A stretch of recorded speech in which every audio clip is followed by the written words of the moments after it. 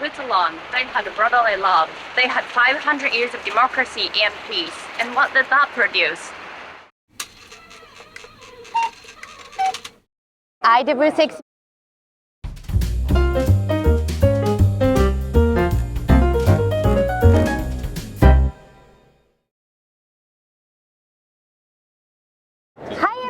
Thank you for watching What Spirits Tokyo. Here I am at the IWC exhibition booth. I'm with Mr. Dex. He's the marketing and communication head of IWC Japan. Thank you for having us. Thank you for coming. So first of all, could you give a little bit of introduction for yourself to the audience? Of course. Hi everyone, I am Dex Victor van Hunen and I'm at IWC. And I'm so happy for you guys to look at our booth and take a look at our new collection. So maybe I'll first talk a little bit about the booth. Wonderful, yes, please. So the booth is like a 70s style retro future theme, and the concept is really about industrial design and really the zeitgeist of that era, because what we launched this year is the Ingenieur. And I'm sure you know Genta. Of course. Genta is like one of the most amazing watch designers ever. So, we have the new collection is all based on the original Ingenieur that was launched in '76. So, the 70s are all over the booth. Well, this is the original, and we'll see some of the core design elements, which I would like to highlight. It's like the bezel, the grid design on the dial, and the H-link bracelet. And you'll see it also coming back at all the other watches that came after. The heritage. The heritage of the watch is very important to us. And then you come to 2013, which was the Loreis edition, which was the last of the Genta inspired watches. And now let's take a look at 2023. It's a great photo. This is the new Ingenieur Automatic 40 in black. You can see that we have stayed true to the design of Gerald Genta by focusing on the bezel, on the grid design and the H-links. However, it's totally new. It's a watch for 2023. How do you like the watch? Well, I like that it's inheriting its original essence from the very original model, but it's not just that it's like a revival, it's like updated in a more like a sophisticated collection. I mean, sophisticated way, but I really like to try it on myself.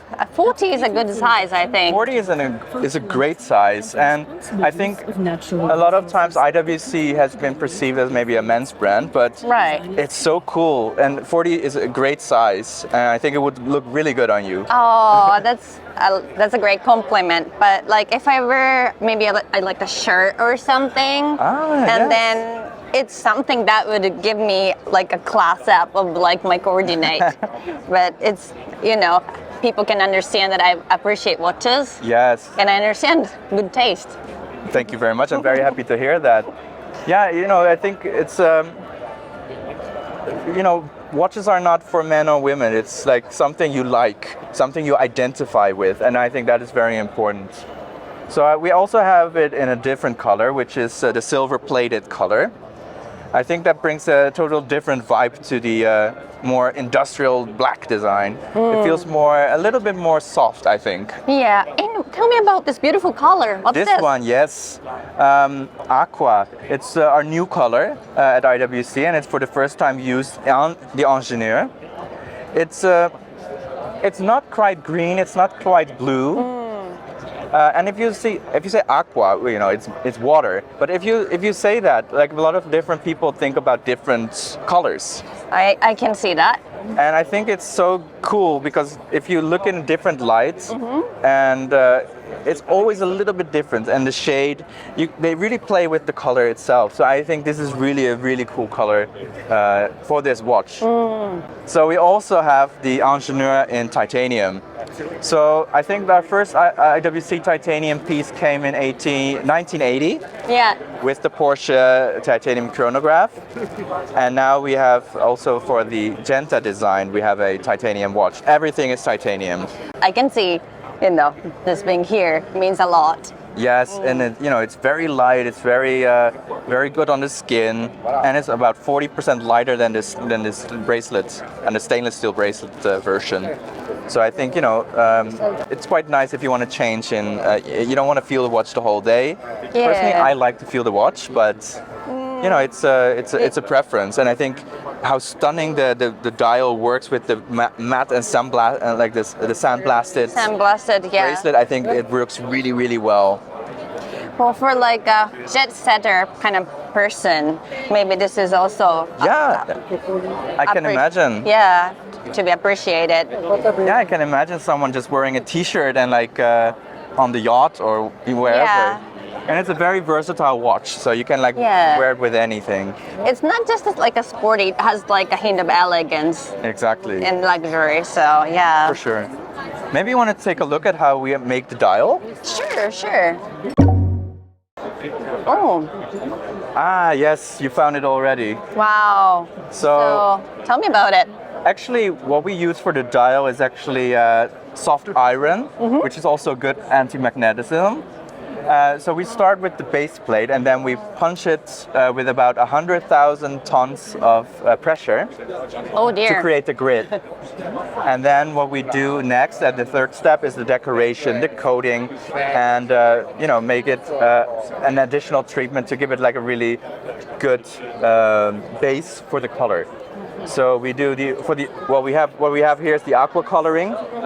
We use the kind of like special formula and we apply it electrically to the dial. Hey. And then at the final step we use our Sumerloop Minova coating on the indexes to really give this beautiful 3D feel of the dial and also give it really good visibility at night.